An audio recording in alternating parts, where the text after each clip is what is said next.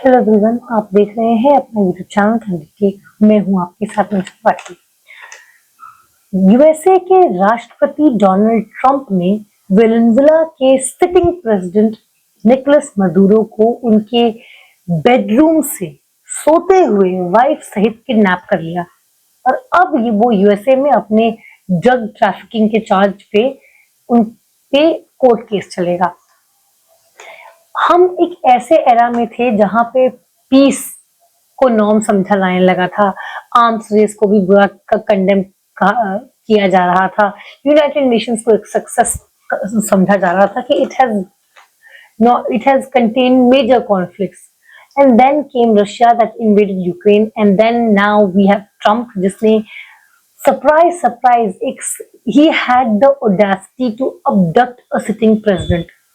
वो western countries और वो अमेरिका जो बार बार यूक्रेन की सॉवरेनिटी का दुहाई देते नहीं थकता और रशिया को कंडेम करते नहीं थकता फॉर बीइंग एन अग्रेसर, उन्होंने एक वेनेजुएला की सॉवरेनिटी की जरा सी लाज न रखते हुए वहां के सिटिंग प्रेसिडेंट को किडनैप कर लिया। And what is even more surprising कि यूक्रेन के प्रेसिडेंट ज़ेलेंस्की ने भी इसमें ट्रंप का सपोर्ट किया है। दैट वन गाय जो दैट इज हार्पिंग कि रशिया यूक्रेन की सॉवरेनिटी को रिस्पेक्ट नहीं करता, ही इज एन अग्रेसर, he is a murderer and he has supported. खैर, इस बारे में जो भी मॉरल इंपेरेटिव्स की डिस्कशन है, डिबेट है एंड है, दे आर जो मॉरलिटी है इस पूरे एपिसोड की, वो तो बहुत ही क्वेश्चनेबल है ही है। साथ में ही जो इंटरनेशनल रूल बेस्ड ऑर्डर है उसमें कितने तरीके के 36 तरीके के जो इंटरनेशनल रूल तोड़े गए हैं उसके बारे में भी बात होती रहेगी, अभी बहुत लंबे समय तक होगी।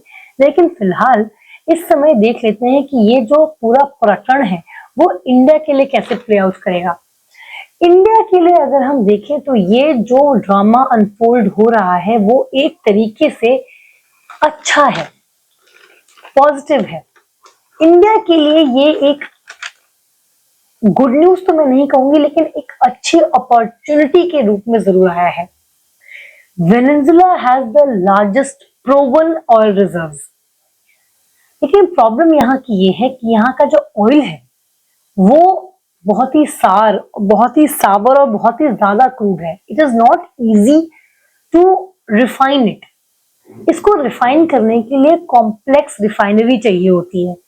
एंड गुड न्यूज ये है कि इंडिया के पास ऐसी कॉम्प्लेक्स रिफाइनरीज हैं जो कि वेनेजुएला के क्रूड और सावर ऑयल को रिफाइन कर सकती हैं। तो अभी समस्या ये है कि despite Venezuela having the largest proven oil reserves, वो उतना अपनी क्षमता के हिसाब से एक्सपोर्ट नहीं कर पाता क्योंकि उसको रिफाइन करना मुश्किल है।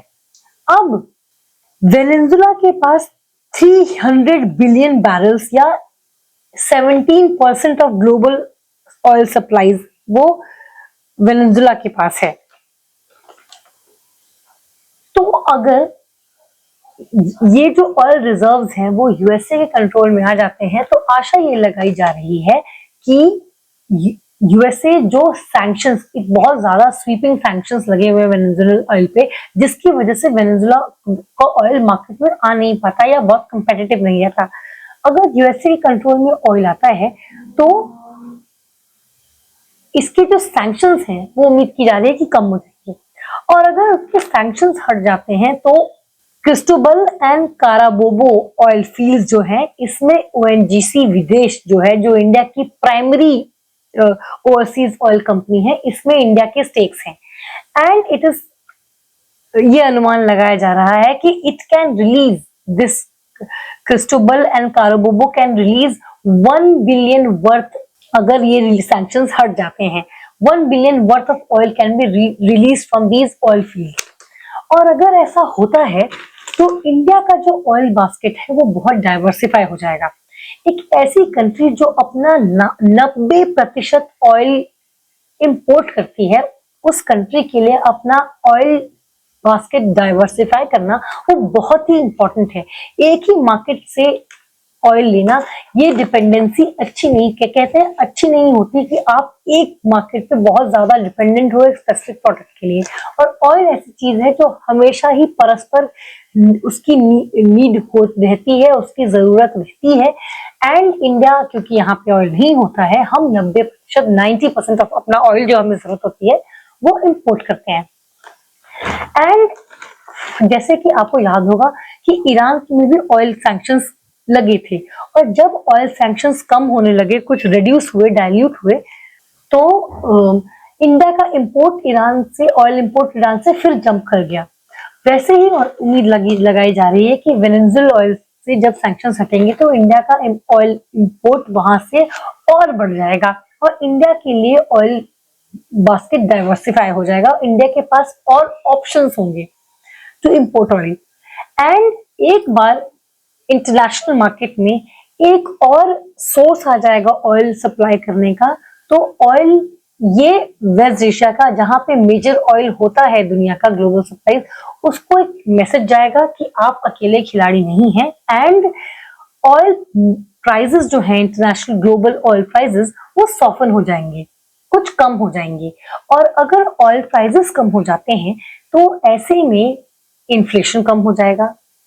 एक हमारा जो फूड बास्केट है या जो इन्फ्लेशन है, उसमें बहुत बड़ा कंट्रीब्यूशन ऑयल का होता है। तो अगर ऑयल सस्ता हो जाएगा तो इन्फ्लेशन काबू में आ जाएगा, इन्फ्लेशन काबू में आ जाएगा तो इकोनॉमिक ग्रोथ अपने आप स्ट्रेंथन हो जाएगी, और जो मॉनेटरी पॉलिसी है वो ज्यादा उसमें ज्यादा फ्लेक्सिबिलिटी होगी। It will B freer to target important economic growth, important objectives like growth, economic growth and jobs। तो फिर एक तरीके से जो पॉलिसी है वो ज्यादा फ्लेक्सिबल हो जाएगी, मॉनेटरी पॉलिसी। एंड तीसरा जो इसका फायदा होगा वो ये होगा कि अगर जो रशिया है इस समय, वो उसकी इकोनॉमी बहुत ज्यादा ऑयल पे डिपेंडेंट है, एंड जो उसकी हम कहते हैं वॉर इकोनॉमी, वो ऑयल सप्लाई करके अपनी इकोनॉमी को चला रहा है। और अगर ऑयल के प्राइसेस सस्ते हुए तो वो रशियन इकोनॉमी पे इम्पैक्ट करेंगे। अगर रशिया इकोनॉमिकली हिलेगा, अनस्टेबल होगा, तो वो हो सकता है it will be more amenable to the resolutions that western countries are giving to Russia. Ukraine से जो संधि है, या यूक्रेन से जो संधि करने के लिए रशिया ज्यादा आसानी से मान जाएगा जब उसकी इकोनॉमी पर, अभी तो उसकी इकोनॉमी थ्राइव कर रही है, स्ट्रॉन्ग कर रही है, it's on a firm foot, एक अपर हैंड है उसका, तो मान नहीं रहा है रशिया, व्लादिमीर पुतिन नहीं मान रहे हैं। लेकिन अगर ऐसा होता है कि इकोनॉमी हिलने डुलने लग जाए तो उनका हाथ जितना फर्म अभी है उतना फर्म नहीं रह जाएगा। तो वो हो सकता है जो पीस अकॉर्ड को, जिसको अभी वो नहीं मान रहे हैं, हो सकता है वो यूक्रेन से पीस करने के लिए फिर वो ज्यादा अमेनेबल हो जाए। और अगर वो यूक्रेन से पीस करने के लिए मान जाते हैं, शांति प्रस्ताव मान जाते हैं कि भाई किस तरीके से जो युद्ध है उसमें विराम लगाया जाए, तो उनका जो रिश्ता है वो यूएसए से और वेस्टर्न कंट्री से कम खराब हो जाएगा। अभी बहुत इरिटेबल है, तब ठीक हो जाएगा, ठीक होने की राह पे हो जाएगा। और अगर ऐसा होता है कि वेस्टर्न कंट्रीज एंड यूएसए और रशिया के बीच में रिश्ते कम इरिटेबल हो जाए, नॉर्मलाइज हो जाए, तो इंडिया के लिए बहुत ही अच्छा है। इंडिया फिलहाल एक टाइट रोप पे वॉक कर रहा है between the western countries and Russia. So a normal stable relationship between western countries and Russia bodes well for India. तो ये जो सिचुएशन है वो इंडिया के लिए एक तरीके से अच्छी साबित हो सकती है, अ ब्लेसिंग इन डिस्गाइज साबित हो सकती है। और इसका कारण ये, और इसी कारण अगर आप देखेंगे तो इंडिया की मिनिस्ट्री ऑफ एक्सटर्नल अफेयर्स ने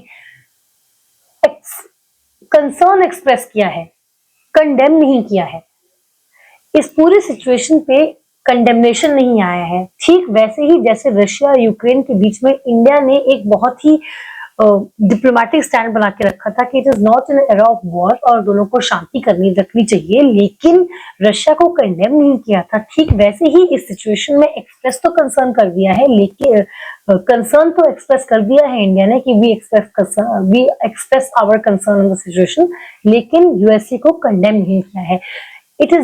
वो वेट एंड वॉच के में है अभी इंडिया का foreign policy, how it unfolds, क्योंकि इंडिया को भी कहीं ना कहीं, क्योंकि इंडियन गवर्नमेंट को कहीं ना कहीं दिख रहा है कि इस सिचुएशन में इंडिया का भला हो सकता है। And as the saying goes, there is nothing permanent in international politics. No permanent friends, no permanent foes, only permanent interest. And इसमें interest इंडिया का सद सकता है। जो situation unfold हो रही है, that if it goes right and India plays its card right, then इसमें it can be इंडिया के इंटरेस्ट में ये सारा सिचुएशन अनफोल्ड हो सकता है। आज के लिए इतना ही, मुझे दीजिए इजाजत। ऐसे टॉपिक्स पर चर्चा के लिए बने रहे मेरे चैनल कैंडिडेट के साथ। इस वीडियो को लाइक करें, शेयर करें, इस वीडियो की राय जरूर दें, मेरे चैनल को प्लीज सब्सक्राइब करें।